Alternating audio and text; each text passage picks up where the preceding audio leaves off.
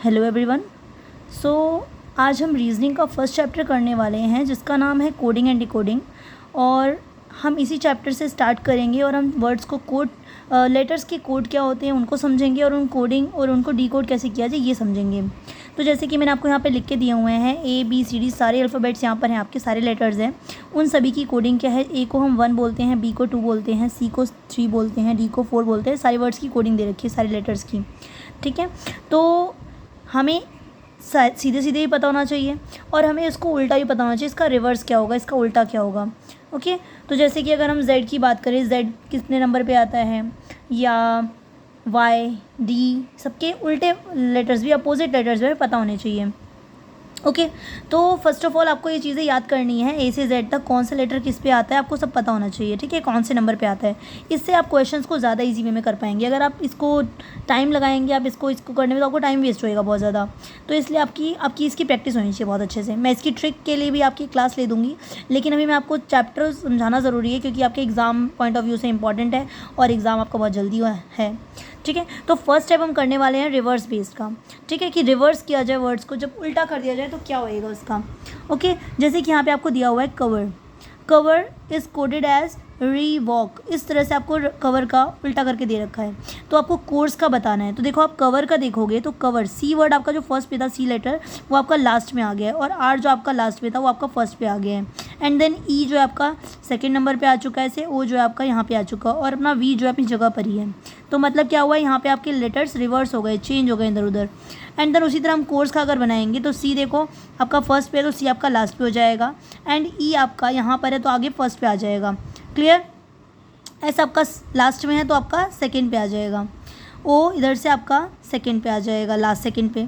इस तरह से आपकी जो कोड्स है वो चेंज हो जाएंगे। R भी अपनी जगह चेंज कर लेगा, U भी अपनी जगह चेंज कर लेगा। इस तरह से आपकी जो कोडिंग है वो प्रॉपर तरीके से हो जाएगी। अगर हम टाइप 2 की बात करते हैं, टाइप 2 में आप देखेंगे मैंने वर्ड्स एक ही ले रखे हैं, कवर, कोर्स, जिससे कि आपको कन्फ्यूजन ना हो, मैंने सेम वर्ड्स ले लिए थे। तो जैसे हम टाइप 2 की बात करते हैं, अपोजिट लेटर्स का अपोजिट लिख रहे हैं यहाँ पे हम, ठीक है। जैसे कि आपको कवर का अपोजिट लिख के दिया हुआ है, कवर का अपोजिट क्या लिखा है आपका, XLEVI। उसी तरह हम भी देखेंगे कि अगर हमें बनाना है कोर्स का तो क्या बनेगा कोर्स का। तो देखो, आप C का क्या किया है, उल्टा C। हम इसको, अगर हमें किसी की रिवर्स निकालनी है तो उसका दूसरा तरीका क्या है कि आप, हमारे 26 लेटर होते हैं, +1 करेंगे 27 हो गए, तो 27 में से जो भी हमारा आंसर है, जो भी हमारे को दे रखे हैं कोड, उनको माइनस कर देंगे। जैसे मान लो 27 में से अगर हम 3 को माइनस करते हैं, C 3 नंबर पे आता है, C ईजी है, 1 2 3, A B C 3 नंबर पे आता है। तो अगर आप C की कोडिंग देखेंगे तो C का आपको अपोजिट निकालना है, तो आप 27 में से C की कोडिंग को माइनस कर देंगे। 27 में से 3 गया तो आपका 24 आएगा, और X जो है आपको 24 नंबर पे आता है। इस तरह से आप निकाल लेंगे। ऐसे ही O का निकालना है, O का फिर L से निकाल लेंगे, O का L आ गया आपका, आपने 27 में से 15 को माइनस किया तो आपका 12 आ जाएगा, जो कि L होता है। ओके, ऐसे ही V का आप निकालेंगे, E आ जाएगा, E का V आ जाएगा, और R का I आ जाएगा। इस तरह से आपने इसके अपोजिट लेटर्स निकाल लिए। तो जैसे अगर अपोजिट लेटर्स इसमें यूज़ किए गए हैं तो आप नेक्स्ट वाले में भी ना अपना अपोजिट लेटर यूज़ करेंगे। तो C का अपोजिट X हो गया, O का L हो गया, U का F हो जाएगा, R का I हो जाएगा, S का H हो जाएगा, और E का V हो जाएगा। आपको वैसे सारे के सारे अपोजिट लेटर्स याद होने चाहिए, बट अभी के लिए आप समझ लो इन चीज़ों को, एंड देन उसको धीरे धीरे लर्न करते रहना। अब हम टाइप 3 पे आते हैं। तो टाइप 3 आपका क्या कह रहा है, ऐड और सब्ट्रैक्ट वाला। कुछ चीज़ें कहीं ऐड हो रही हैं, कुछ सब्ट्रैक्ट हो रहा है, प्लस हो रहा है, माइनस हो रहा है, वही चीज़ें हम यहाँ समझेंगे। जैसे कि मान लीजिए यहाँ पे कवर का कोड दिया आपका DNWDS। ओके, कवर का कोड आपका दिया है DNWDS। तो आपको बोला है कि स्टेट का कोड क्या होगा, स्टेट की कोडिंग क्या की जाएगी। तो कवर अगर C है तो हमने क्या किया, +1 किया तो हमारा D आया, O में से -1 किया तो हमारा N आया, है ना। C के बाद D आता है, और O से पहले N आता है। V के बाद क्या आता है, W। E के पहले क्या आता है, D। R के बाद S, मतलब +1 -1 +1 -1। इस तरह से हमने इसकी कोडिंग की है। अगर इसकी इस तरह से की हुई है तो नेक्स्ट वाले की भी ऐसी ही होगी। अगर हम S की कोडिंग की बात करते हैं तो S का में अगर हम 1 ऐड करेंगे तो क्या आएगा, T आएगा। एंड देन T में से -1 करेंगे, हमारा S आ जाएगा। फिर हम +1 करेंगे, A में हम +1 करेंगे देन B, और T में से -1 करेंगे देन S। E में से 1 प्लस करेंगे तो F आ जाएगा। समझ में आया यहाँ तक आपको? ये चीज़ें इस तरह से करी गई हैं, बहुत ही ईजी वे में आपको समझ में आ जाएगा। इस तरह से ही कोडिंग आपके एग्ज़ाम में आती है, जो कि आप आसानी से कर सकते हैं अगर आप इन चीज़ों को अच्छे से समझ जाएंगे तो। नेक्स्ट टाइप है हमारा इंटरचेंज लेटर्स। वो मैं यहाँ पे लिखना रह गया, इस वजह से मैंने इसको कॉर्नर में लिख दिया जिससे कि आपको पता रहे कि क्या करा है यहाँ पे। इंटरचेंज लेटर्स का है ये। यहाँ पे लेटेस्ट, यहाँ पे एक वर्ड है लेटेस्ट, एक उसमें उसको हमने चेंज किया है, इंटरचेंज करा है TALTSE में, ठीक है। तो इसी तरह हमें एक्साइज का क्या होगा ये बताना है, एक्साइज का कोड क्या होगा। तो देखो आप L की जगह पे L जो है थर्ड लेटर से एक्सचेंज हो चुका है, इंटरचेंज हो चुका है। T जो है थर्ड लेटर से फर्स्ट लेटर पे आ चुका है। A अपनी जगह पर ही है। उसी तरह E जो है आपका E से लास्ट लेटर पे आ गया और T जो है आपका फोर्थ लेटर पे आ गया। एंड S अपनी जगह पर ही है। इस तरह से इन्होंने क्या किया, अपनी जगह पोजीशंस चेंज करी, इंटरचेंज किया। उसी तरह हम नेक्स्ट वर्ड को भी चेंज करेंगे। ई ने अपनी पोजीशन चेंज करी, थर्ड नंबर पे आ गया ई, और सी ने थर्ड पे था वो फर्स्ट पे आ गया, और एक्स अपनी जगह पर ही है। सेम चीज़ें की हमने। आई जो है आपका, आई जो है लास्ट पे आ गया, और ई आपका फोर्थ नंबर पे आ गया है, और एस अपनी जगह पर ही है।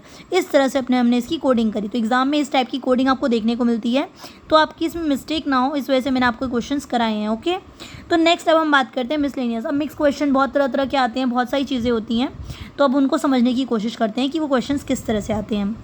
जैसे अगर मैं बात करती हूँ, यहाँ पे एक क्वेश्चन है आपका डॉटर। डॉटर की कोडिंग की गई है EBVHIUFS। तो इस तरह से अगर हम बात करें तो कॉन्सेप्ट की कोडिंग क्या होगी। ओके, डॉटर की कोडिंग जिस तरह से की गई है उसी तरह आपको कॉन्सेप्ट की कोडिंग बतानी है। तो आप देखेंगे ध्यान से, D के बाद E आया, A के बाद B, UVGHITUEFRS। मतलब सब में क्या हो रहा है, +1, मतलब एक आगे बढ़ाते जा रहे हैं, एक आगे बढ़ाते जा रहे हैं। अगर सेम चीज़ें मतलब सब में +1 हुआ है, इसका मतलब ये तो काफ़ी इजी है, और इस तरह से आप कॉन्सेप्ट की ईजिली कर पाएंगे। तो C में अगर हम 1 ऐड करते हैं तो क्या आएगा आपका, C के बाद D, O के बाद क्या आएगा आपका, O के बाद P, N के बाद O, C के बाद D, E के बाद F, P के बाद Q, T के बाद U। इस तरह से हमने इनकी कोडिंग करी और हमारा लेटर कंप्लीट हो गया। आपको समझ में आया यहाँ तक चीज़ें। ओके, तो नेक्स्ट हमारी कोडिंग क्या है, एक और वर्ड हमने लिया है बेंटर। बेंटर की कोडिंग की है EZQSHQ, और इसी तरह हेवन की कोडिंग की है HAVEN की KZYDQ। तो बोल रहा है आप एडवेंट की कोडिंग बताइए क्या होगी। ओके, तो इसमें से हम किसी एक को ले लेते हैं, तो हम बेंटर ले लें या तो हम हेवन ले लें। तो मैंने बेंटर लिया, यहाँ पे आपको बेंटर से समझाया है चीज़ों को। तो देखो, फर्स्ट ऑफ ऑल बेंटर लिखा हमने बेंटर की कोडिंग लिखी। बेंटर का लिखा हमने कि B कौन से नंबर पे आता है, B 2 पे आता है, A 1 पे आता है, N 14 पे, T 20 पे, E F पर, N E 5 पर, और R आपका 18 पे, ठीक है। और अब हमें इसको जो कोडिंग दी है उसको लिखा हमने। E आता है आपका, E लिखा, ZQSHQ आपको दिया हुआ है ये। तो E आपका 5 पे आता है, Z 26 पे आता है, Q 17 पे आता है, 19 पे, H 8 पर, और Q 17 पे। आपको यहाँ क्या समझ में आया, B में हमने 3 ऐड किया तो आपका 5 आ गया, है ना। B में आपने 3 ऐड किया, 2 में अगर 3 ऐड किया आपने तो क्या आया, 5 आया, यानी कि E आया, ठीक है। B में आपने 3 को ऐड किया तो आपका E आया। उसी तरह आपने 1 में से 1 माइनस कर दिया, मतलब A से एक बैक चले गए तो आपका क्या आएगा, Z आ जाएगा, है ना। उसी तरह N में से आप 3 ऐड करेंगे, N में आप 3 ऐड करेंगे तो क्या पहुंच जाएगा आपका, Q आ जाएगा। ओके, मतलब एक बार प्लस कर रहे हैं, +3 कर रहे हैं, फिर -1 कर रहे हैं, देन +3 कर रहे हैं, -1 कर रहे हैं, +3 कर रहे हैं, -1 कर रहे हैं। कोडिंग का तरीका समझ में आया। उसी तरह आप देखो H में आपने +3 किया, H 8 पे आता है आपका, K आपका 11 पे आता है, यहाँ पे +8 किया आपने। अब A है आपका, A में से आपने Z पे गए यानी कि -1 किया। V आपका 22 पे है, 3 ऐड करेंगे तो कहाँ जाएंगे, 25 पे जाएंगे। देखिए आप समझ में आ रहा होगा आपको। उसी तरह हम यहाँ पे एडवेंट की कर रहे हैं।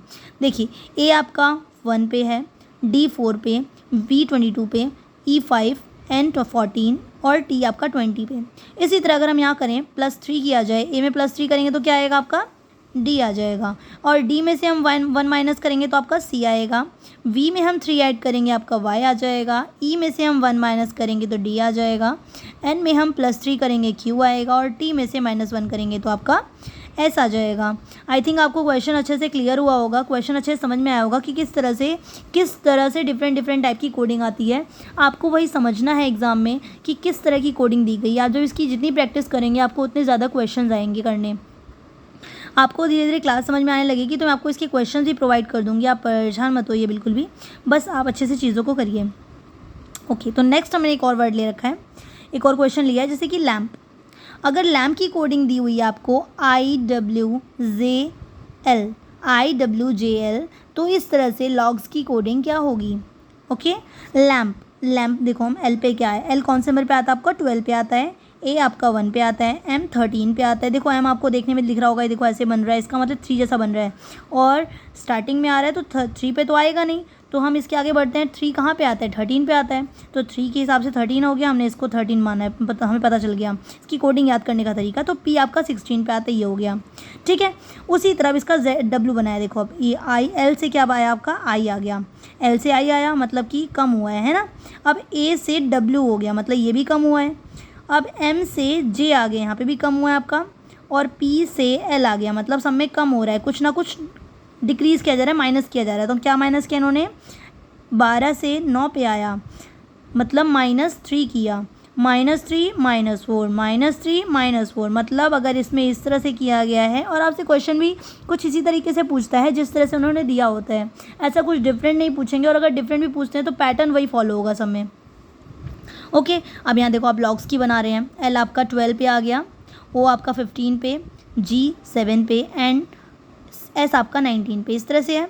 अब फिर से हम -3 करेंगे, L में से -3 होगा तो I आ जाएगा, O में से -4 होगा तो K आएगा, G में से -3 होगा D आएगा, और S में से 4 गया तो क्या आएगा आपका O आएगा। इस तरह से IKDO आपकी कोडिंग आ गई इसकी।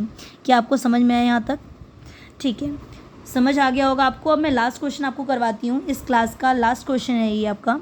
क्लास थोड़ी लंबी हो गई बट कोई नहीं, आप देखिए ध्यान समझिए।